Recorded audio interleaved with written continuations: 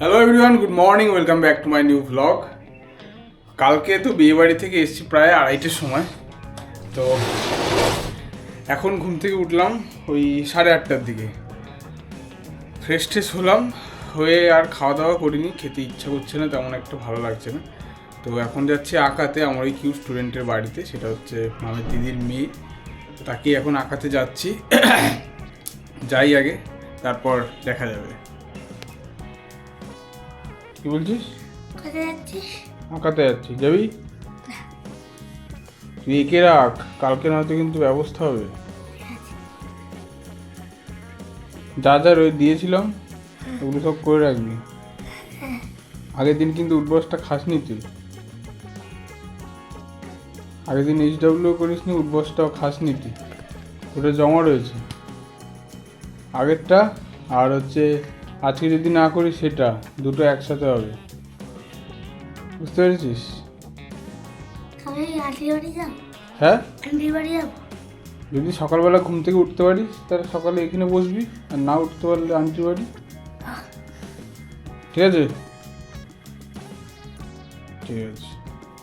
চলে এসেছি আমি আমার কিউ স্টুডেন্টের বাড়িতে, আর দিদি আমাকে ম্যাগি বানিয়ে দিয়েছে, খুব সুন্দর হয়েছে খেতে। আর এদিকে সে আঁকছে স্কুলের একটা পরীক্ষার কাজ। তো স্কুল থেকে দিয়েছিল একটা ফিগার দিয়ে একটা সিনারি আঁকতে হবে, সেটাই আমি প্র্যাকটিস করিয়েছি। আর সেটা এখনও আমার সামনে না দেখে করার চেষ্টা করছে, ভালোই করছে মোটামুটি। এখান থেকে আমি এখন যাব, আমার আরও দুজন যে স্টুডেন্ট আছে সেখানটায় চলে এসেছি। তো এরাও এখন পরীক্ষারই কাজ করছে, মানে ড্রয়িং পরীক্ষা মার্চে কি মে মাসে হবে, সেই পরীক্ষার কাজগুলোই সেই বড় মেয়েটি করছে। আর বাচ্চা মেয়েটিকে এখনও সেই কাজ দিইনি, সেও এখন স্কুলেরই কাজ করছে। এখন বাজে হচ্ছে দুপুর 2:30, খেতে বসেছি। খাচ্ছে হচ্ছে ভাত, শাক, বেগুন ভাজা আর কি, আর ডাল, ব্যাস।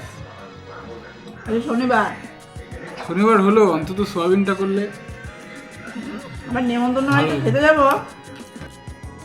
তো এতক্ষণ আমি ঘরে বসে বসে ভিডিও এডিট করছিলাম। ভিডিওটা এডিট এখনও কমপ্লিট হয়নি আমার, মানে এতক্ষণ সময় লাগছে আসলে একটা বিয়ের ভিডিও, তো সেটাই করছি। কিছু কিছু বলতে হচ্ছে, কিছু কিছু সমস্যা হচ্ছে সেই জন্য। তো যাই হোক, এখন আমি আপাতত বেরোবো দোকানে যাওয়ার জন্য। এখন মোটামুটি 5:45 বাজে, মোটামুটি না 5:45 বাজে, অভ্যাস হয়ে গেছে আর কি।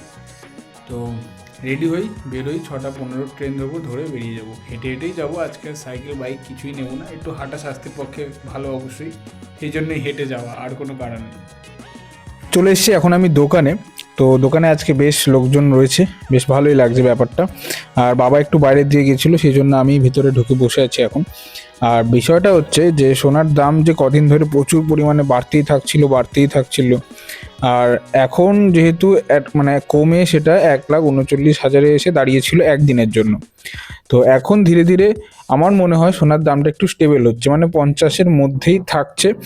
যদি কারোর কেনার ইচ্ছা থাকে, আমি মনে করি যে এর মধ্যেই কিনে নেওয়া উচিত। কারণ যখন আবার সোনার দাম বাড়া শুরু হবে তখন আর হাতে ধরে রাখা যাবে না, মানে তখন হু হু করে বাড়তে থাকবে। তখন চাইলেও মানে কেনাটা খুব সমস্যাজনক হয়ে যেতে পারে। এখন কদিনের জন্যই মাত্র স্টেবল থাকার কথা সোনার দামটা, মানে মোটামুটি যখন মার্চের ফিনান্সিয়াল ইয়ার এন্ডিং যেটা হয় সেই টাইম পর্যন্ত স্টেবল থাকবে বলে আমার ধারণা। মানে ওই 50-এর ভেতরে বা 50-52 এর মধ্যেই থাকবে। আর যখন মার্চ মাসটা পেরিয়ে যাবে, আমার যতদূর ধারণা, তখন সোনার দামটা কিন্তু আবার চড়া হতে থাকবে, মানে প্রায় 2 লাখ ঠেকিয়ে দেওয়ার সম্ভাবনা রয়েছে। তো এই হচ্ছে বলার। আমাদের নতুন দোকান তো চালুই হচ্ছে, ওখানে তো আপনারা পেয়ে যাবেন কম মেকিং চার্জে জিনিস। তো যাই হোক, আজকের মতন এই পর্যন্তই, টাটা। আর আমার ভিডিওটা যদি ভালো লেগে থাকে তাহলে অবশ্যই আমার চ্যানেলটি সাবস্ক্রাইব করবেন। বাই।